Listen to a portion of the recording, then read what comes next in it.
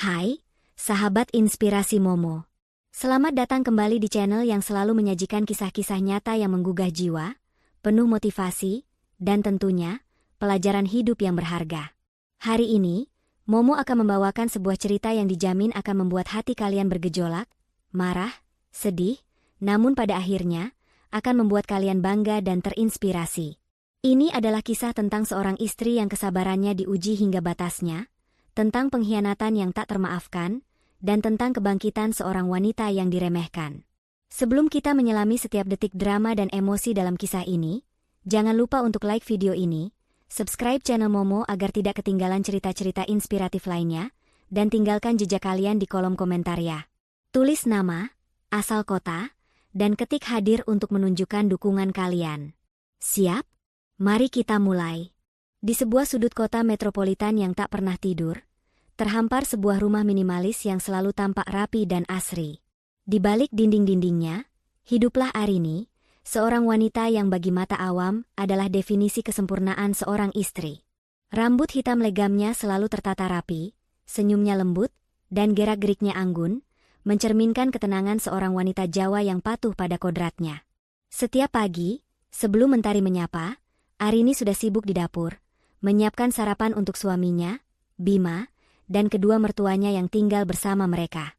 Aroma kopi hangat dan nasi goreng yang mengepul selalu menjadi penanda dimulainya hari di rumah itu.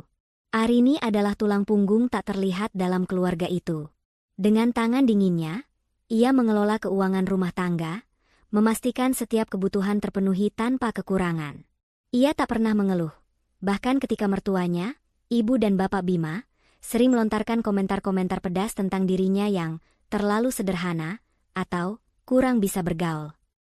Arini hanya tersenyum tipis. Hatinya sudah kebal oleh cacian dan remehan yang seolah menjadi santapan sehari-hari. Ia percaya, kesabaran akan membuahkan kebaikan. Ia percaya, cinta yang ia berikan pada Bima akan membalasnya dengan kesetiaan. Namun, di balik senyum itu, ada keretakan yang perlahan menggerogoti jiwanya. Arini, apa kamu tidak bisa membuat sarapan yang lebih bervariasi? Setiap hari nasi goreng lagi, keluh ibu Bima suatu pagi, menjatuhkan sendoknya dengan suara nyaring di piring. Lihatlah tetangga sebelah, menantunya pandai sekali memasak masakan barat. Kamu ini, sudah menantu biasa, masakan juga biasa-biasa saja. Arini menunduk, menahan gejolak di dadanya. Maaf, Bu. Nanti saya coba resep baru. Bima, yang duduk di sampingnya, hanya diam. Ia sibuk dengan ponselnya, sesekali tersenyum tipis melihat layar. Tidak ada pembelaan, tidak ada dukungan. Sikap Bima yang dingin dan acuh tak acuh belakangan ini, adalah duri terbesar di hati Arini. Dulu, Bima adalah sosok yang hangat, penuh perhatian, dan selalu membelanya dari omelan mertua. Tapi kini, ia seolah menjadi orang asing yang tinggal serumah dengannya. Bima, apa kamu tidak dengar ibumu bicara?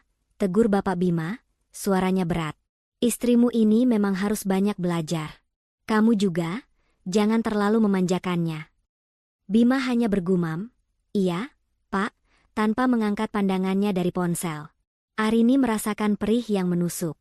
Ia merasa sendirian, terisolasi dalam rumah tangganya sendiri. Ia adalah penurut, sabar, dan selalu berusaha memenuhi ekspektasi. Namun semua itu seolah tak pernah cukup. Seiring berjalannya waktu, keretakan itu semakin melebar. Bima semakin sering pulang larut malam, bahkan terkadang tidak pulang sama sekali dengan alasan lembur atau rapat penting. Awalnya, Arini berusaha memahami.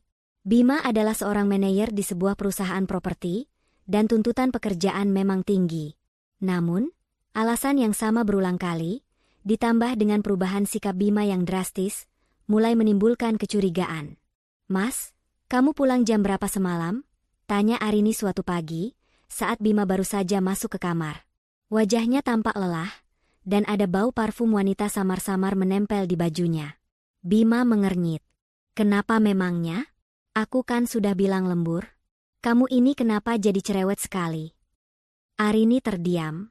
Cerewet? Dulu, Bima selalu memuji kesabarannya. Kini, sedikit pertanyaan saja sudah dianggap cerewet. Aku hanya khawatir. Mas, kamu terlihat sangat lelah. Tidak perlu khawatir. Aku baik-baik saja, jawab Bima singkat, lalu masuk ke kamar mandi tanpa menatap mata Arini. Hati Arini mencelos. Kekhawatiran itu bukan hanya tentang kelelahan Bima, tapi tentang apa yang Bima lakukan di luar sana. Malam itu, Arini tak bisa tidur. Ia berbaring di samping Bima yang sudah terlelap, namun pikirannya melayang jauh. Ia teringat percakapan Bima di telepon yang ia dengar samar-samar beberapa hari lalu. Iya, sayang, aku pasti datang, kamu tunggu aku ya. Suara itu terdengar begitu mesra, bukan seperti Bima yang berbicara dengannya. Kecurigaan itu semakin menguat ketika suatu sore, saat Arini membantu Bima merapikan kemejanya untuk dicuci, sebuah struk belanja kecil jatuh dari saku. Struk itu dari sebuah toko perhiasan mewah, dengan tanggal pembelian 2 hari yang lalu. Tertera nama barang, kalung berlian. Arini menahan napas. Bima tidak pernah membelikannya perhiasan semahal itu. Bahkan untuk ulang tahun pernikahan mereka tahun lalu, Bima hanya memberinya syal biasa. Tangannya gemetar saat memegang struk itu. Siapa yang dibelikan kalung berlian ini? Apakah Bima punya kejutan untuknya? Tapi mengapa ia harus menyembunyikannya? Dan mengapa ada bau parfum wanita di bajunya? Pertanyaan-pertanyaan itu berputar di benak Arini, menciptakan badai di hatinya yang selama ini tenang. Puncak kecurigaan Arini terjadi beberapa hari kemudian. Saat Bima tertidur pulas di sore hari, ponselnya bergetar. Arini melihat layar dan terpampang nama, Bella, dengan ikon hati merah di sampingnya. Jantung Arini berdegup kencang. Ia tahu ini salah, tapi rasa penasaran dan sakit hati mendorongnya untuk membuka pesan itu. Bella, sayang, kalungnya indah sekali. Aku suka. Terima kasih ya. Tidak sabar menunggu hari itu. Arini merasakan seluruh darahnya berdesir dingin. Kalung berlian? Hari itu? Seketika, potongan-potongan teka-teki itu bersatu membentuk gambaran yang mengerikan. Bima, pulang larut, bau parfum wanita, struk perhiasan, dan kini pesan mesra dari Bella, yang tak lain adalah sekretaris baru Bima di kantor. Arini pernah melihatnya sekali, seorang wanita muda, cantik, dan sangat modis. Air mata Arini menetes, namun ia segera menghapusnya. Bukan saatnya untuk menangis. Ia harus kuat. Ia harus tahu lebih banyak. Dengan tangan gemetar, ia membuka galeri foto di ponsel Bima. Dan di sanalah, di antara foto-foto pekerjaan, terselip beberapa foto Bima bersama Bella. Mereka tampak mesra, berpegangan tangan, bahkan ada satu foto di mana Bella mengenakan kalung berlian yang sama persis dengan yang tertera di struk. Dunia Arini runtuh seketika. Pernikahan yang ia jaga dengan segenap jiwa raganya, kesabaran yang ia pupuk bertahun-tahun, kini hancur berkeping-keping di hadapannya. Ia merasa dikhianati, diremehkan, dan dipermainkan. Tapi di tengah rasa sakit yang luar biasa itu, muncul percikan api. Api kemarahan, api keberanian, dan api tekad untuk tidak lagi menjadi Arini yang lemah dan penurut. Ia mengembalikan ponsel Bima ke tempat semula, seolah tidak terjadi apa-apa. Wajahnya kembali datar, namun di dalam hatinya, sebuah rencana besar mulai terbentuk. Rencana yang akan mengubah segalanya. Rencana yang akan membuat mereka yang telah meremehkannya menyesal seumur hidup. Arini tahu, ini adalah awal dari sebuah pertarungan. Pertarungan untuk harga dirinya, untuk keadilan, dan untuk kebenaran yang selama ini ia sembunyikan. Ia akan menghadapi badai ini, tidak dengan air mata, tetapi dengan kekuatan yang tak pernah mereka duga ia miliki. Malam itu, setelah Bima terlelap dalam tidurnya yang pulas, Arini bangkit dari ranjang. Langkahnya pelan, mengendap-endap seperti bayangan. Ia tahu, ini adalah risiko besar, tapi ia tidak punya pilihan lain. Hatinya memang remuk redam, namun akalnya tetap bekerja. Ia membutuhkan bukti yang tak terbantahkan, bukan hanya sekadar dugaan. Ponsel Bima adalah target pertamanya. Dengan hati-hati, ia mengambil ponsel itu dari nakas. Jemarinya menari di layar, mencari jejak-jejak tersembunyi. Ia memeriksa riwayat panggilan, pesan-pesan yang mungkin terhapus, dan aplikasi media sosial. Setiap sentuhan pada layar terasa seperti tusukan jarum di hatinya.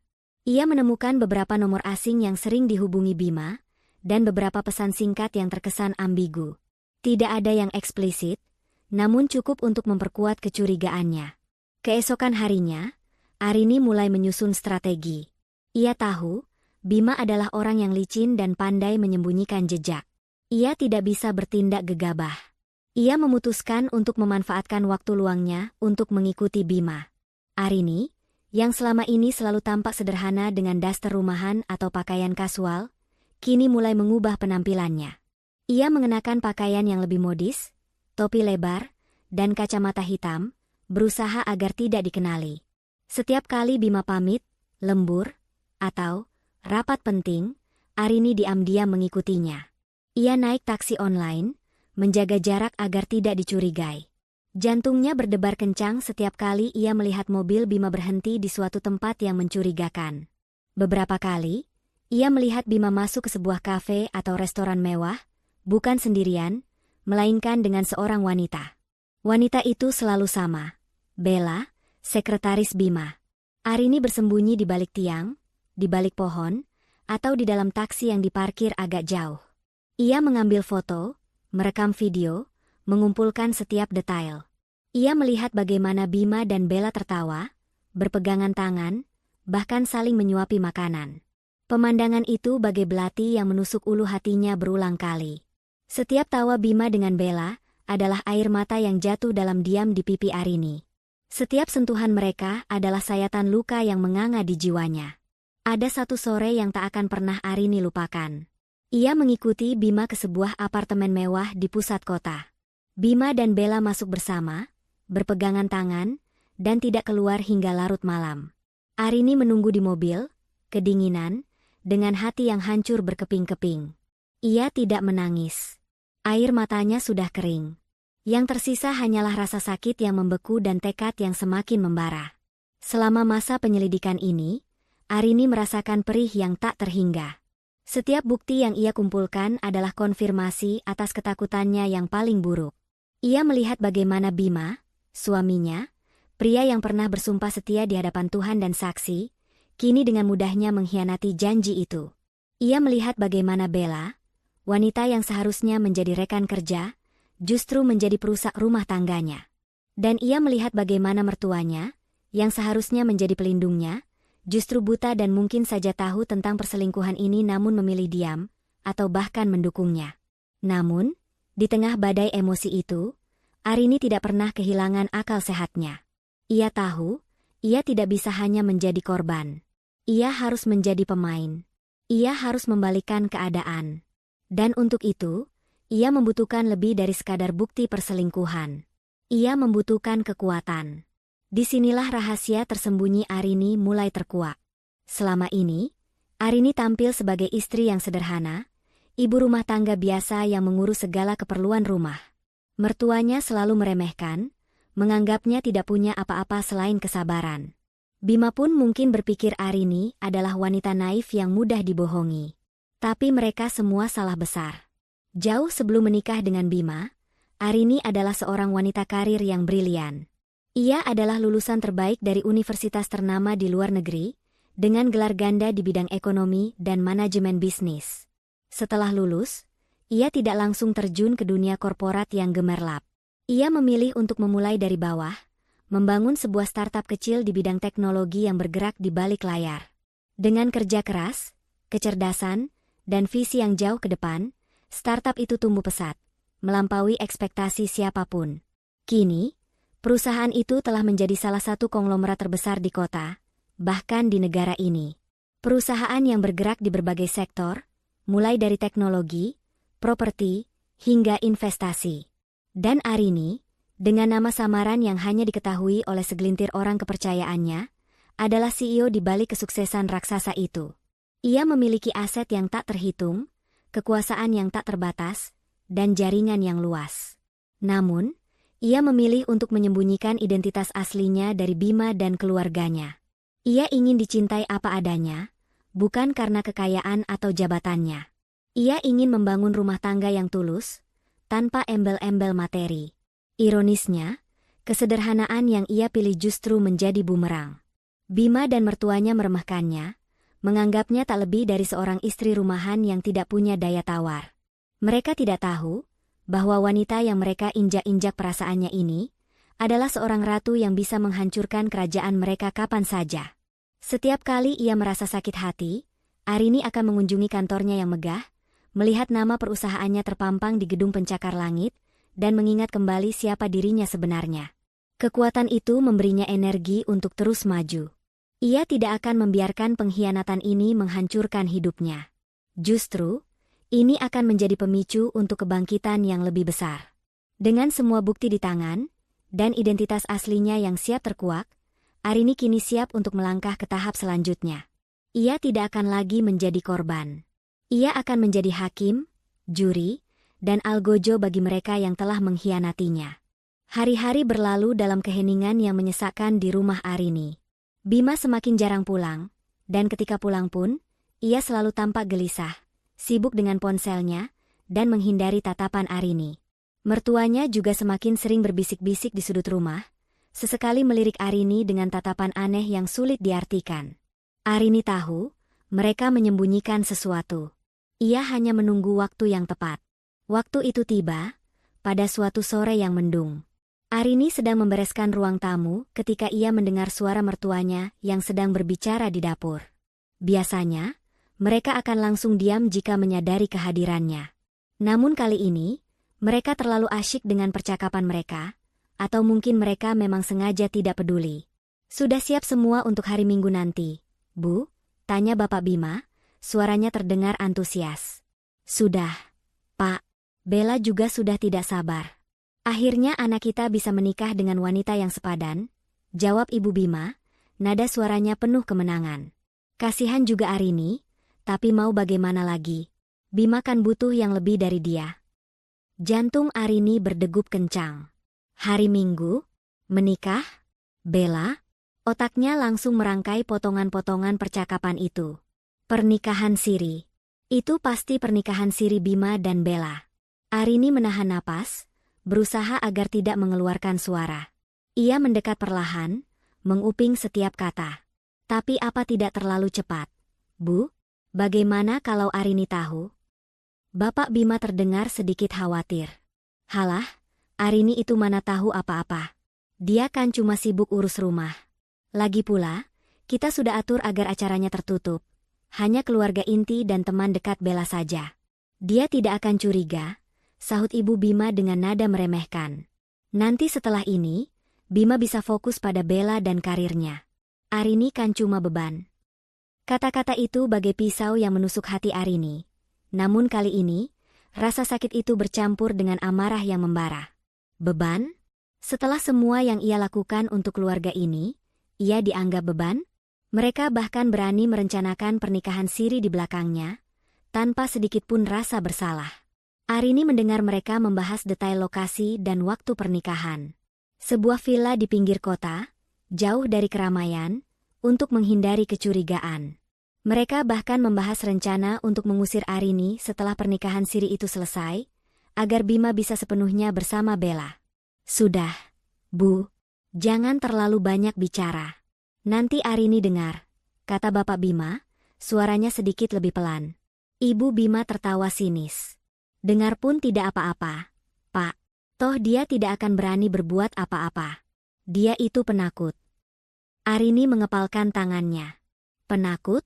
Mereka akan melihat betapa penakutnya dia. Sebuah senyum tipis, penuh makna, terukir di bibirnya.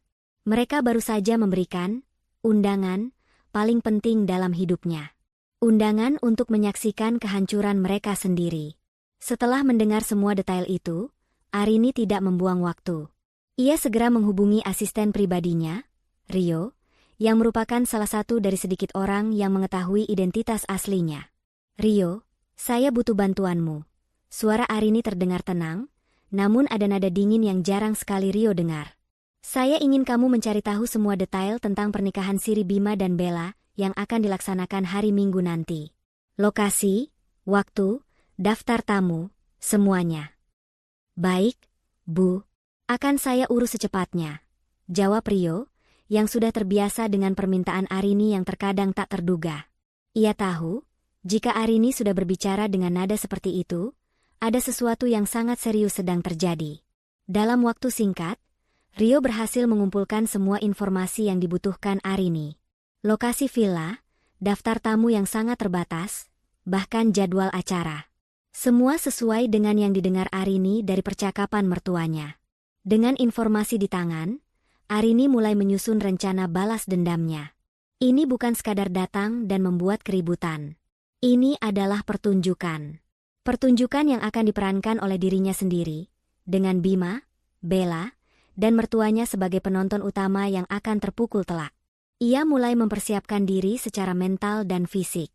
Ia tidak tidur, memikirkan setiap detail, setiap kata yang akan ia ucapkan, setiap gerakan yang akan ia lakukan. Ia ingin memastikan dampaknya maksimal. Ia ingin mereka merasakan sakit yang sama, atau bahkan lebih, dari apa yang ia rasakan. Arini juga mulai mempersiapkan penampilannya. Ia tidak akan datang sebagai Arini yang sederhana dan diremehkan. Ia akan datang sebagai Arini yang sebenarnya, seorang wanita kuat, berkelas, dan penuh kuasa. Ia menghubungi desainer pribadinya, meminta gaun khusus yang akan membuat semua mata tertuju padanya. Ia juga menyiapkan sejumlah besar uang tunai, bukan dalam bentuk transfer bank, melainkan dalam bentuk fisik yang akan ia gunakan untuk saweran yang mematikan. Setiap persiapan itu dilakukan dalam diam, tanpa sedikitpun kecurigaan dari Bima dan mertuanya. Mereka sibuk dengan persiapan pernikahan siri mereka, terlalu larut dalam kebahagiaan palsu dan keserakahan mereka sendiri. Mereka tidak tahu bahwa di balik kesunyian Arini, badai besar sedang menanti untuk meledak. Arini memandang cermin, melihat pantulan dirinya.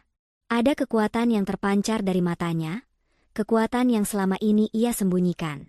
Kalian akan menyesal, bisiknya pada bayangannya sendiri, menyesal karena telah meremehkan seorang Arini. Hari Minggu itu akan menjadi hari yang tak akan pernah mereka lupakan. Hari di mana Arini akan bangkit dari abu, dan menunjukkan siapa dirinya yang sebenarnya. Matahari bersinar terik pada hari Minggu itu, seolah alam turut menyaksikan drama yang akan segera terungkap. Di sebuah villa mewah di pinggir kota, suasana riuh rendah dengan persiapan pernikahan siri. Dekorasi bunga-bunga putih dan emas tampak elegan, musik romantis mengalun lembut, dan para tamu undangan yang terbatas mulai berdatangan. Bima tampak gagah dalam balutan jas putihnya, senyum puas terpancar di wajahnya. Di sampingnya, Bella bersinar dalam gaun pengantin sederhana namun anggun, sesekali melirik Bima dengan tatapan penuh cinta yang palsu. Ibu dan bapak Bima sibuk menyambut tamu, wajah mereka berseri-seri, seolah mimpi buruk bernama Arini tak pernah ada. Akhirnya, Bima, kamu bisa menikah dengan wanita yang benar-benar kamu cintai, bisik ibu Bima pada putranya, mengelus pipi Bima. Bella ini jauh lebih cocok untukmu. Dia muda, cantik, dan punya karir yang bagus. Tidak seperti yang itu. Ibu Bima melirik ke arah pintu, seolah memastikan Arini tidak akan tiba-tiba muncul. Bima hanya tersenyum tipis. Matanya melirik Bella yang sedang tertawa bersama teman-temannya. Ia merasa ini adalah awal dari kehidupan barunya, kehidupan yang bebas dari beban dan drama yang menurutnya selalu dibawa Arini. Mereka semua terlalu larut dalam kebahagiaan semu mereka, terlalu buta untuk melihat badai yang sedang mendekat. Tepat ketika akad nikah akan dimulai, dan penghulu sudah siap membacakan ijab kabul, tiba-tiba pintu utama villa terbuka lebar.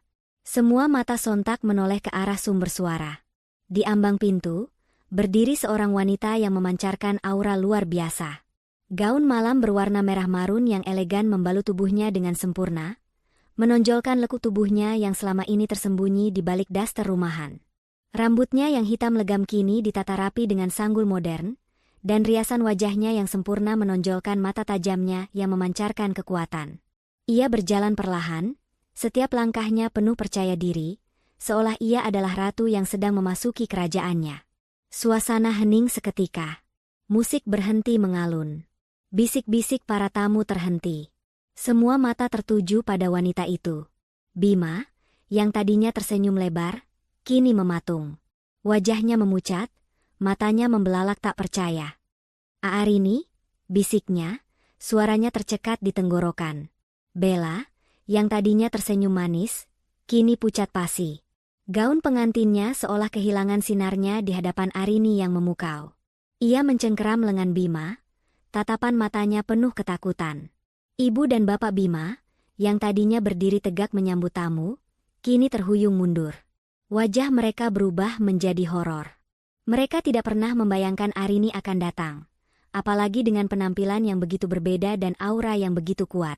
Arini tidak mengatakan sepatah kata pun. Ia hanya berjalan lurus ke tengah ruangan, tatapan matanya lurus menembus Bima, Bella, dan kedua mertuanya. Senyum tipis, namun penuh makna, terukir di bibirnya. Senyum yang bukan lagi senyum kesabaran, melainkan senyum kemenangan. "Selamat siang semuanya." Suara Arini mengalun lembut, namun terdengar jelas di seluruh ruangan yang hening. "Maaf mengganggu acara bahagia ini. Saya hanya ingin mengucapkan selamat."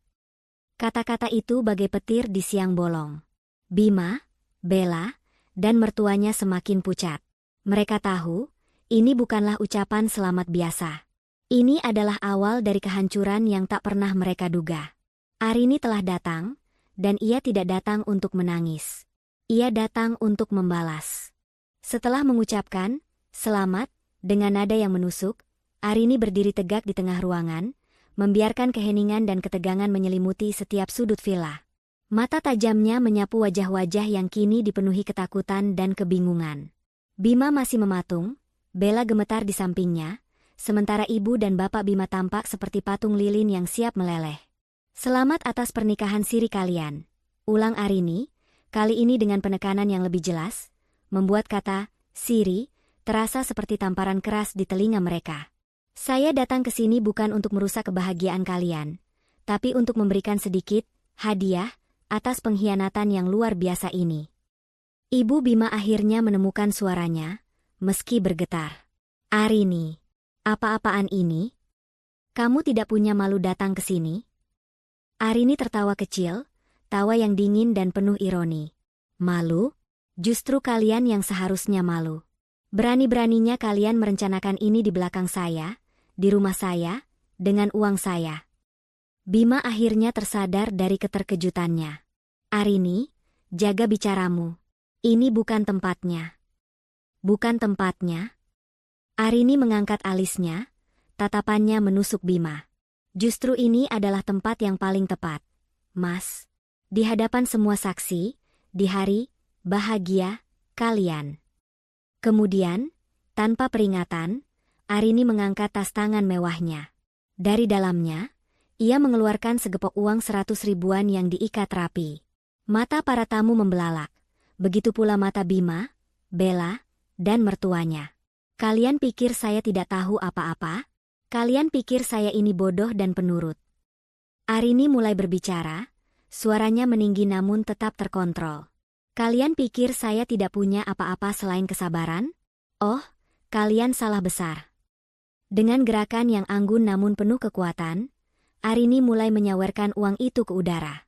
Lembaran-lembaran uang merah beterbangan, jatuh di lantai marmer, di atas dekorasi bunga, bahkan mengenai wajah beberapa tamu yang terkejut. "Ini untuk kalian," seru Arini, suaranya kini dipenuhi amarah yang tertahan. "Untuk kalian yang selama ini menganggap saya beban. Untuk kalian yang menghabiskan uang saya untuk kesenangan kalian sendiri." Ibu Bima menjerit histeris. "Uang. Uangku. Arini, hentikan. Itu uang." Ia berusaha meraih lembaran-lembaran uang yang berjatuhan, wajahnya merah padam, air mata mulai mengalir deras. Ia merangkak di lantai, memunguti uang yang berserakan, seolah itu adalah harta karun yang paling berharga. "Milikmu?" Arini tertawa sinis. "Sejak kapan uang hasil kerja keras saya menjadi milikmu, Bu? Kalian hanya bisa menghabiskan, tanpa pernah tahu bagaimana susahnya mencari." Bapak Bima, yang tadinya diam, kini ikut panik. Ia juga mulai memunguti uang yang disawerkan Arini, wajahnya menunjukkan campuran malu, marah, dan keserakahan. Para tamu undangan, yang tadinya terkejut, kini mulai berbisik-bisik, beberapa bahkan ikut memunguti uang yang berserakan, menciptakan kekacauan yang tak terduga di pesta pernikahan itu. Bella berdiri mematung, tubuhnya gemetar. Ia tidak tahu harus berbuat apa. Impian pernikahannya hancur seketika oleh aksi Arini yang tak terduga. Sementara Bima, ia hanya bisa menatap Arini dengan tatapan kosong, seolah baru pertama kali melihat istrinya. Arini yang selama ini ia remehkan, kini berdiri di hadapannya sebagai sosok yang menakutkan, penuh kekuatan, dan tak terduga. Nangis darah, Bu. Arini menatap Ibu Bima yang kini tersungkur di lantai, memeluk tumpukan uang yang berhasil ia pungut, wajahnya basah oleh air mata dan riasan yang luntur. Ini belum seberapa, Bu. Ini baru permulaan dari air mata yang akan kalian tumpahkan. Arini mengeluarkan segepok uang lagi dari tasnya. Kali ini, ia tidak menyawerkan. Ia memegang erat uang itu, tatapannya penuh tekad untuk melancarkan serangan berikutnya. Dengan segepok uang tunai masih tergenggam erat di tangannya, Arini melangkah mendekati Ibu Bima yang masih tersungkur di lantai, memeluk lembaran-lembaran uang yang berserakan. Wajah Ibu Bima tampak kacau, riasan luntur bercampur air mata dan keringat. Bu, suara Arini terdengar dingin, tanpa sedikitpun kehangatan yang biasa ia tunjukkan. Kalian selalu bilang saya tidak punya apa-apa, kan? Kalian selalu meremehkan saya, menganggap saya hanya bisa menghabiskan uang Bima. Sekarang, saya akan tunjukkan siapa yang sebenarnya punya uang. Tanpa ragu, Arini mengangkat tangannya yang memegang segepok uang. Plak! Suara tamparan uang itu terdengar nyaring di seluruh ruangan yang kini sunyi senyap. Uang itu mengenai pipi Ibu Bima dengan keras, membuat wanita tua itu terhuyung dan menjerit kaget. Beberapa lembar uang terlepas dari genggamannya dan kembali berserakan. Ini untuk semua hinaan kalian, seru Arini, matanya menyala. Untuk semua kata-kata pedas yang kalian lontarkan. Untuk semua perlakuan tidak adil yang kalian berikan. Ibu Bima menatap Arini dengan mata membelalak, tidak percaya dengan apa yang baru saja terjadi. Wajahnya yang tadinya merah padam kini semakin memucat. Ia tak bisa berkata-kata, hanya terisak-isak. Arini kemudian berbalik, tatapannya beralih ke Bapak Bima yang juga sedang memunguti uang. Plak! Tamparan uang yang sama kerasnya mendarat di pipi Bapak Bima, membuat kacamata pria itu melorot. Dan ini untukmu, Pak. Arini melanjutkan, suaranya penuh kemarahan yang tertahan. Untukmu yang selalu diam melihat istrimu menghinaku. Untukmu yang ikut-ikutan merencanakan kebusukan ini. Bapak Bima terdiam, tangannya yang tadinya sibuk memungut uang kini terkulai lemas. Ia menatap Arini dengan tatapan campur aduk antara terkejut, malu, dan takut. Kemudian, Arini beralih ke Bima. Suaminya itu masih berdiri mematung, menatapnya dengan tatapan kosong. Air mata Arini yang sempat mengering kini kembali menggenang. Namun ia menahannya. Ia tidak akan menangis di hadapan pengkhianat ini. Dan untukmu, Mas Bima, suara Arini bergetar, namun tetap tegas. Untukmu yang telah mengkhianati janji suci kita. Untukmu yang telah menghancurkan semua kepercayaan yang kubangun bertahun-tahun. Plak! Uang itu mendarat di pipi Bima, tidak sekeras tamparan sebelumnya, namun cukup untuk menyadarkannya dari keterkejutannya. Bima memegang pipinya, matanya kini dipenuhi rasa bersalah dan penyesalan. Kalian semua berpikir saya bodoh, kan? Arini menarik napas dalam-dalam, suaranya kini kembali tenang namun penuh otoritas. Kalian pikir saya tidak tahu apa-apa tentang hubungan kalian? Tentang kalung berlian itu, Bella? Arini melirik Bella yang kini menyusut ketakutan. Tentang apartemen mewah yang kalian kunjungi? Tentang semua uang yang kalian hamburkan? Bella tersentak, wajahnya semakin pucat. Ia tidak menyangka Arini tahu sampai sejauh itu. Saya tahu semuanya, Arini melanjutkan, setiap detail, setiap kebohongan, setiap pengkhianatan. Ia mengeluarkan ponselnya, membuka galeri foto dan video, lalu memproyeksikannya ke layar lebar yang tadinya digunakan untuk menampilkan foto prewedding Bima dan Bella. Seketika, foto-foto dan video Bima dan Bella yang mesra terpampang jelas di hadapan semua tamu. Ada foto mereka berpegangan tangan di kafe, video mereka masuk apartemen, bahkan foto Bella mengenakan kalung berlian yang sama persis. Suara bisik-bisik di antara para tamu semakin riuh. Beberapa tamu tampak terkejut, beberapa lagi menunjukkan ekspresi jijik dan marah. Penghulu dan saksi pernikahan tampak gelisah, tidak tahu harus berbuat apa. Ini adalah bukti bahwa kalian semua adalah penipu. Seru Arini, suaranya menggelegar. Kalian berani-beraninya merencanakan pernikahan siri ini, di belakang saya, istri sah Bima. Kalian berani-beraninya menginjak-injak harga diri saya. Ibu Bima, yang tadinya memunguti uang, kini kembali menjerit histeris. Ia tidak menyangka semua rahasia mereka akan terbongkar sejelas ini. Bapak Bima menunduk malu, tidak berani menatap mata siapapun. Sementara Bella, ia menangis terseduh-seduh, berusaha menyembunyikan wajahnya. Bima, yang kini menyadari betapa parahnya situasi ini, berusaha mendekati Arini. Arini, tunggu. Aku bisa jelaskan. Arini mengangkat tangan, menghentikan langkah Bima. Tidak ada yang perlu dijelaskan, Mas. Semuanya sudah jelas. Kalian semua telah menunjukkan siapa diri kalian sebenarnya. Kekacauan di villa itu semakin menjadi-jadi. Para tamu mulai meninggalkan tempat, tidak ingin terlibat dalam drama yang memalukan ini. Pesta pernikahan yang seharusnya menjadi momen bahagia, kini berubah menjadi panggung kehancuran dan pengakuan dosa. Arini berdiri tegak di tengah semua itu, tatapannya dingin, hatinya membeku. Ia telah melancarkan serangan pertamanya, dan ini barulah permulaan. Kekacauan di villa itu mencapai puncaknya. Para tamu berhamburan pergi, bisik-bisik dan tatapan jijik mengiringi kepergian mereka.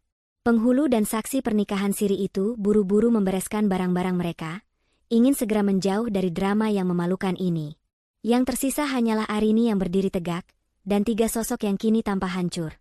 Bima yang terpukul, Bella yang menangis terseduh-seduh, serta ibu dan bapak Bima yang masih tersungkur di lantai, memeluk uang yang berserakan, wajah mereka pucat pasi dan basah oleh air mata penyesalan. Bima, dengan pipi yang masih terasa perih akibat tamparan uang Arini, berusaha mendekat lagi. Arini, kumohon beri aku kesempatan untuk menjelaskan. Ini tidak seperti yang kamu kira. Arini menatapnya dengan tatapan kosong, tanpa emosi. Menjelaskan apa, Mas? Semua bukti sudah terpampang jelas. Mataku melihat, telingaku mendengar, dan hatiku merasakan setiap pengkhianatanmu. Suaranya tenang, namun mengandung kekuatan yang tak terbantahkan. Aku sudah cukup bersabar. Aku sudah cukup menderita. Ia menarik napas dalam-dalam, mengumpulkan sisa-sisa kekuatannya. Aku datang ke sini bukan untuk mendengar penjelasan atau permintaan maaf palsu kalian. Aku datang untuk mengakhiri semuanya. Ketiga orang itu terdiam, menatap Arini dengan cemas. Mereka merasakan aura yang berbeda dari Arini, aura yang tidak pernah mereka lihat sebelumnya. Mulai hari ini, Arini melanjutkan, suaranya lantang dan tegas, aku tidak ingin lagi memiliki hubungan apapun dengan kalian. Aku tidak ingin lagi menjadi istri dari seorang pengkhianat, dan aku tidak ingin lagi menjadi menantu dari orang tua yang mendukung kebusukan ini. Ibu Bima mengangkat kepalanya, air mata masih mengalir. Arini, apa maksudmu? Jangan bicara yang aneh-aneh. Maksudku jelas, Bu, jawab Arini, tatapannya beralih ke mertuanya. Aku ingin bercerai. Kata-kata itu bagai bom yang meledak di tengah ruangan. Bima terhuyung mundur, wajahnya semakin pucat. Bella sontak menghentikan tangisnya, menatap Arini dengan mata terbelalak. Ibu Bima menjerit histeris lagi, kali ini lebih kencang. Cerai? Tidak bisa. Kamu tidak bisa menceraikan anakku, teriak Ibu Bima, berusaha bangkit namun kakinya lemas. Kamu tidak punya hak. Kamu itu cuma istri biasa. Istri biasa? Arini mengangkat satu alisnya, senyum sinis kembali terukir. Justru karena aku, istri biasa, yang kalian remehkan, maka aku punya hak penuh untuk mengakhiri sandiwara ini. Aku akan mengajukan gugatan cerai secepatnya. Bima kini berlutut di hadapan Arini, mencengkeram kakinya. Arini, jangan, kumohon, jangan lakukan ini. Aku menyesal. Aku salah. Aku tidak akan mengulanginya lagi. Menyesal? Arini menarik kakinya, melepaskan cengkeraman Bima. Penyesalanmu terlambat, Mas. Kepercayaan itu seperti cermin. Sekali pecah, tidak akan bisa kembali utuh, meskipun kau coba merekatkannya. Ia menatap Bima dengan tatapan penuh kekecewaan. Selama ini, Aku berusaha menjadi istri yang baik. Aku mengurus rumah, mengurus kalian, bahkan aku yang memastikan semua kebutuhan finansial terpenuhi. Tapi apa balasanmu? Pengkhianatan. Dan kalian, Bu, Pak, Arini menunjuk mertuanya, kalian hanya melihatku sebagai beban, sebagai wanita yang bisa kalian injak-injak. Bima, kalau kamu menceraikan Arini, kamu akan kehilangan segalanya. Teriak Ibu Bima, tiba-tiba teringat sesuatu. Kamu akan kehilangan rumah ini.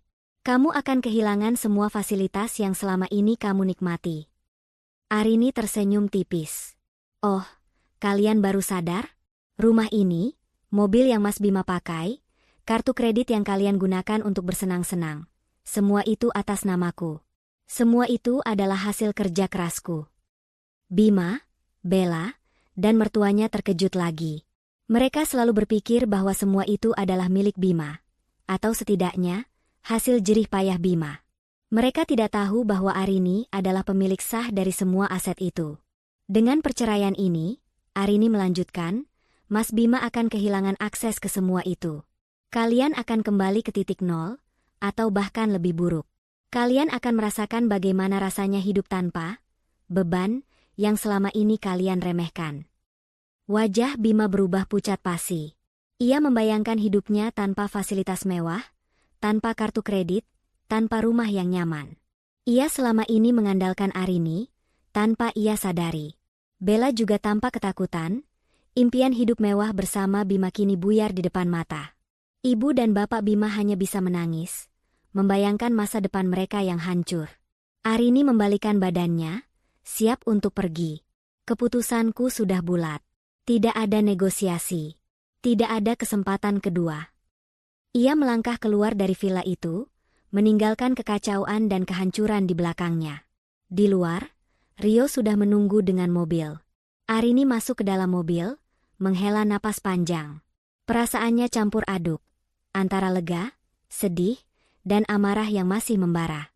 Namun, ada satu hal yang pasti, ia telah mengambil kembali kendali atas hidupnya. Dan ini barulah permulaan dari babak baru. Setelah Arini pergi meninggalkan villa yang porak-poranda, keheningan yang mencekam menyelimuti Bima, Bella, serta ibu dan bapak Bima. Mereka masih terkejut, tercengang, dan diliputi rasa malu yang luar biasa. Kata-kata Arini tentang perceraian dan kepemilikan aset masih terngiang-ngiang di telinga mereka. Tidak mungkin.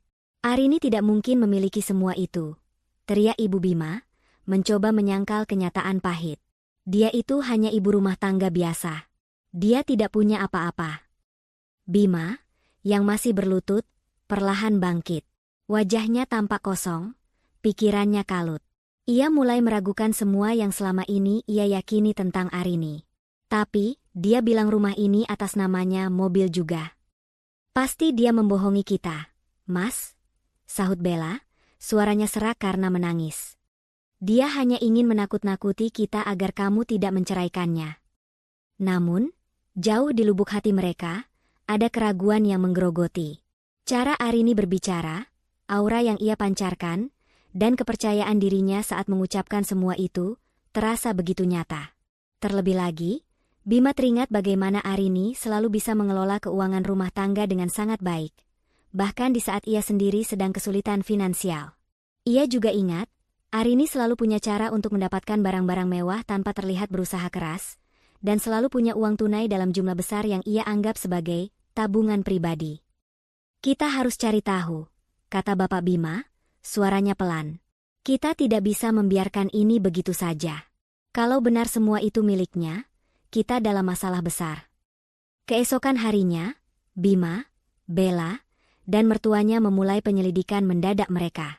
Bima mencoba menghubungi beberapa kenalannya di bank dan kantor pajak, mencari tahu tentang aset atas nama Arini.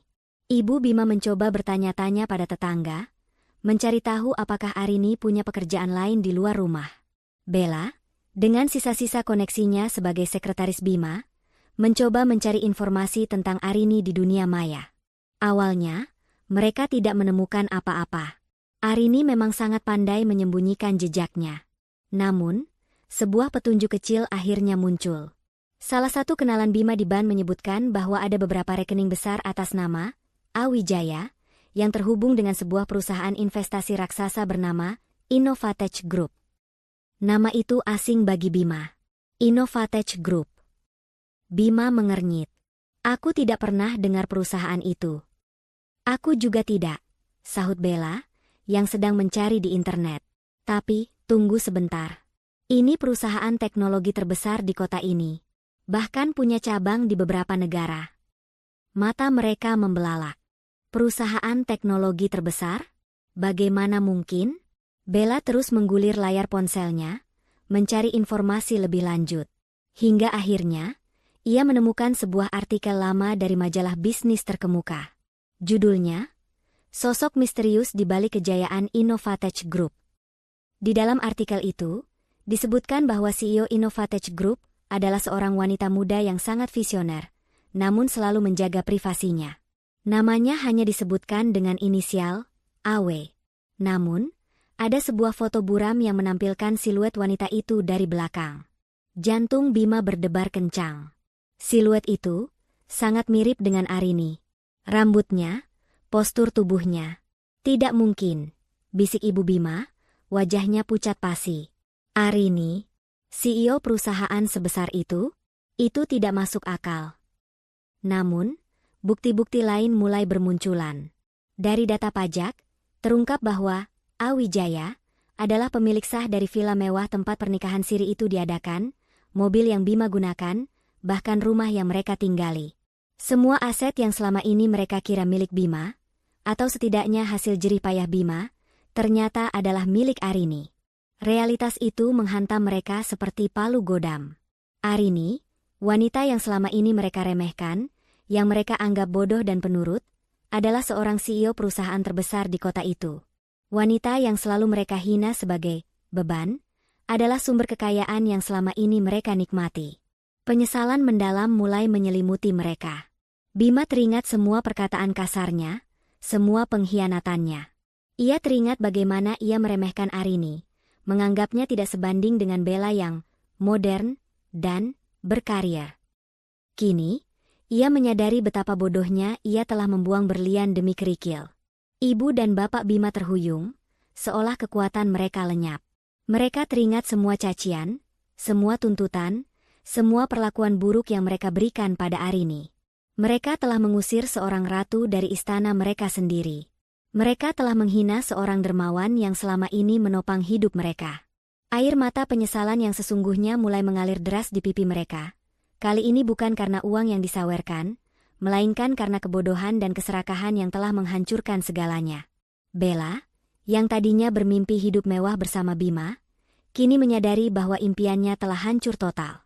Ia bukan hanya tidak mendapatkan Bima, tapi juga telah menjadi bagian dari skandal besar yang melibatkan CEO perusahaan raksasa. Karirnya di kantor Bima pasti akan tamat, dan reputasinya hancur. Ia menangis terseduh-seduh, bukan lagi karena cinta, tapi karena ketakutan akan masa depannya yang gelap. Mereka bertiga kini menyadari bahwa Arini bukanlah wanita biasa. Ia adalah wanita luar biasa yang telah menyembunyikan identitas aslinya demi cinta, namun justru dikhianati dan diremehkan. Kini, rahasia itu telah terungkap, dan dampaknya jauh lebih besar dari yang pernah mereka bayangkan. Mereka telah kehilangan segalanya, dan itu semua karena kebodohan mereka sendiri. Setelah fakta mengejutkan tentang identitas Arini sebagai CEO Innovatech Group terkuak, Bima, Bella, serta ibu dan bapak Bima dilanda kepanikan yang luar biasa. Hidup mereka yang tadinya nyaman dan penuh kemewahan, kini terancam hancur. Bima, yang selama ini mengandalkan posisi dan fasilitas dari Arini, kini menghadapi kenyataan bahwa ia akan kehilangan segalanya. Bella, yang bermimpi menjadi nyonya besar, kini sadar bahwa ia telah memilih jalan yang salah, menghancurkan karir dan reputasinya sendiri. Sementara ibu dan bapak Bima, yang selalu meremehkan Arini, kini menyadari betapa bodohnya mereka telah menendang berlian demi kerikil. Mereka mencoba menghubungi Arini berkali-kali, namun tidak ada jawaban. Arini seolah menghilang di telan bumi, sibuk dengan dunianya yang selama ini tersembunyi. Keputusasaan mulai merayapi mereka. Mereka tidak punya pilihan lain selain mendatangi Arini secara langsung. Beberapa hari kemudian, dengan wajah sembab dan pakaian yang tampak kusut, Bima, Bella, Ibu Bima, dan Bapak Bima mendatangi kantor pusat Innovatech Group. Gedung pencakar langit yang menjulang tinggi itu terasa begitu megah dan menakutkan bagi mereka. Mereka yang selama ini terbiasa dengan kemewahan, kini merasa kecil dan tak berdaya di hadapan kekuatan Arini. Setelah melalui prosedur keamanan yang ketat dan menunggu berjam-jam di lobi, akhirnya mereka diizinkan masuk ke ruang kerja Arini. Ruangan itu luas, modern, dan didominasi warna-warna netral yang elegan, mencerminkan kepribadian Arini yang tenang namun berwibawa. Arini duduk di kursi kebesarannya, di balik meja kaca besar, tampak begitu berkuasa dan tak tersentuh. Rio, asisten pribadinya, berdiri di sampingnya, tatapannya dingin dan tak bersahabat. Bima, Bella, dan mertuanya melangkah masuk dengan ragu-ragu. Begitu melihat Arini, Ibu Bima langsung menjatuhkan diri, berlutut di lantai marmer yang dingin. Bapak Bima ikut berlutut di sampingnya, wajahnya penuh penyesalan. Bima dan Bella juga ikut berlutut, menundukkan kepala mereka, tidak berani menatap mata Arini. Arini, kumohon maafkan kami. Ibu Bima terisak-isak, suaranya penuh keputusasaan. Kami tidak tahu kalau kamu. Kalau saya siapa, Bu? Potong Arini, suaranya datar, tanpa sedikit pun emosi. Kalian selalu meremehkan saya, kan? Menganggap saya tidak lebih dari seorang ibu rumah tangga biasa yang bisa kalian injak-injak. Bima mengangkat kepalanya, air mata mengalir di pipinya. Arini, aku menyesal. Aku benar-benar menyesal. Aku tidak tahu kamu adalah CEO Innovatech Group. Aku bodoh. Aku telah menyia-nyiakan wanita terbaik dalam hidupku. Bella juga ikut menangis. Arini, maafkan aku. Aku tidak tahu kalau Bima sudah menikah. Aku hanya dibutakan oleh harta dan jabatan. Arini hanya diam, membiarkan mereka menumpahkan penyesalan mereka. Wajahnya tetap tenang, namun di dalam hatinya, ia merasakan perih yang mendalam. Penyesalan ini datang terlambat. Penyesalan kalian tidak akan mengubah apa-apa, kata Arini akhirnya, suaranya tegas. Kepercayaan itu mahal, dan kalian telah menghancurkannya berkeping-keping. Kalian telah mengkhianati janji suci, menginjak-injak harga diri saya, dan bahkan merencanakan untuk mengusir saya dari rumah saya sendiri. Ibu Bima mencoba meraih tangan Arini. Tapi Arini, kami ini orang tuamu, kami salah, beri kami kesempatan kedua. Arini menarik tangannya.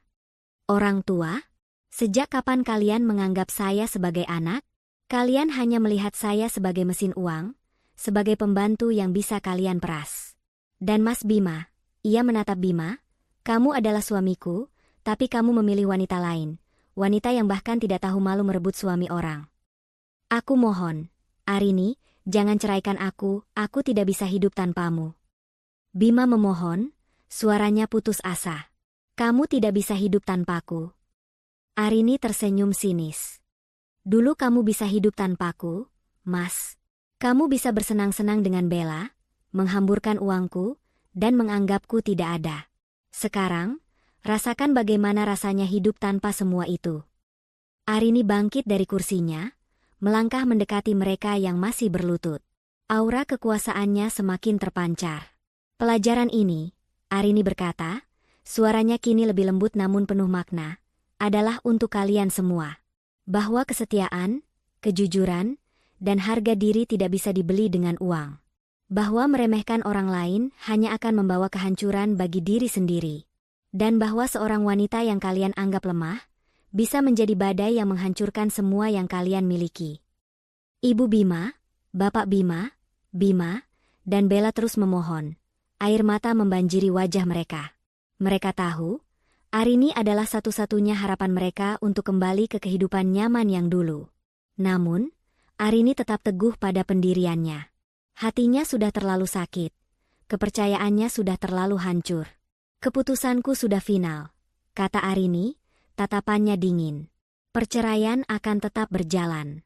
Dan setelah ini, saya tidak ingin lagi melihat wajah kalian dimanapun. Ini adalah akhir dari segalanya. Ia berbalik, kembali ke kursinya, dan memberikan isyarat pada Rio. Rio mengangguk, lalu mendekati Bima, Bella, dan mertuanya. Silakan keluar. Nyonya Arini sudah selesai. Mereka bangkit dengan tubuh gemetar, tidak berani membantah.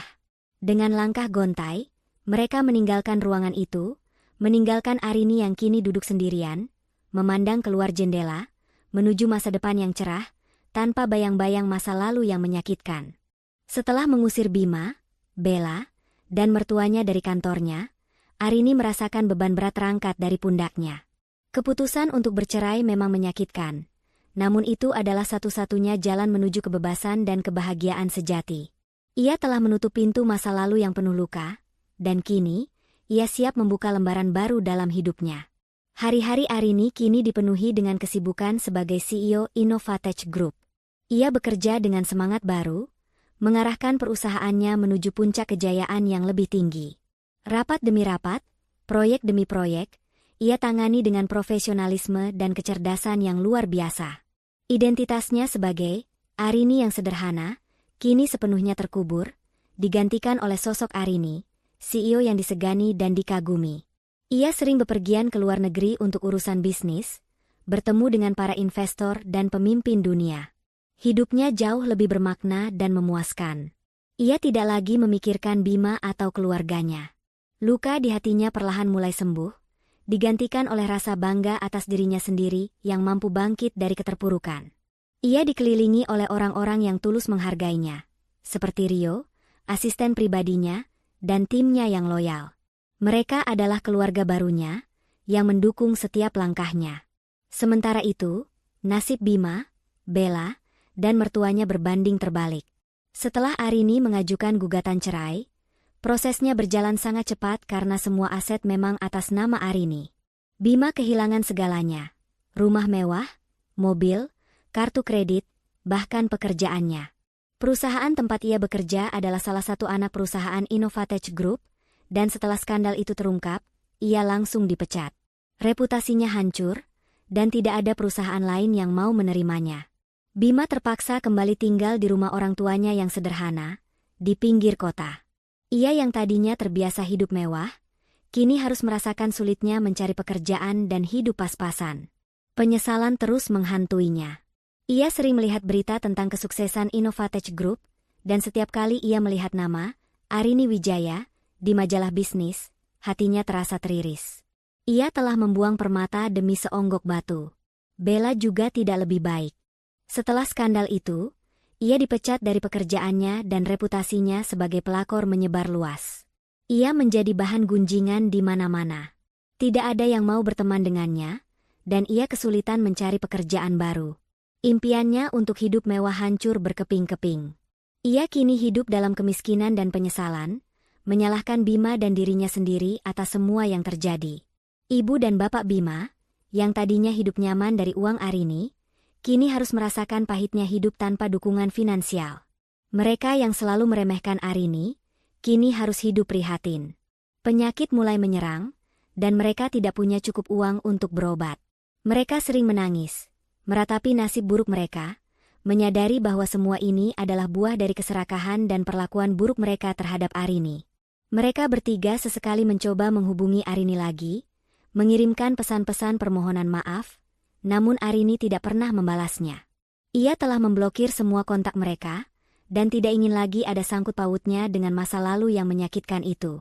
Arini, di puncak kesuksesannya, menjadi inspirasi bagi banyak wanita. Kisahnya, meskipun tidak pernah ia ceritakan secara publik, menjadi legenda di kalangan orang-orang terdekatnya.